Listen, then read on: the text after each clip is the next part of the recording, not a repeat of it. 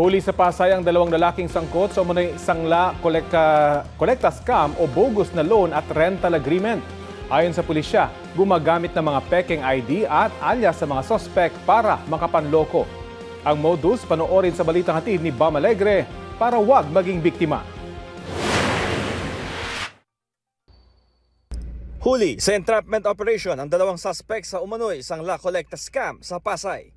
Ang dalawang lalaki na parehong 45 taong gulang nanloko umano ng isang mechanical engineer na nakunan nila ng 300,000 pesos.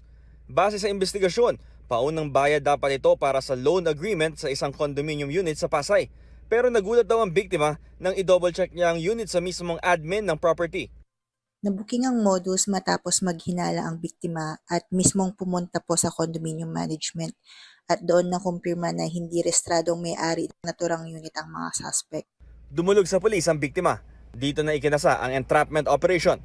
Para muling makausap ang mga itinuturong scammer, nagsabi ang biktima na magbabayad siya ng karagdagang investment na 64,000 pesos. Sumipot ang mga suspect at tinanggap nila ang naturang marked money.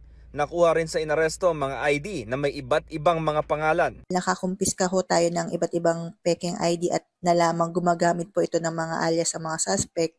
Patuloy po na inaalam ng ating investigation and detective management section kung may iba pa silang posibleng nabiktima gamit ang kaparehong modus. Walang pahayag ang mga suspect. Nakatakda ang inquest proceedings para sa reklamong estafa sa Pasay City Prosecutor's Office. Bam Alegre, nagbabalita para sa GMA News.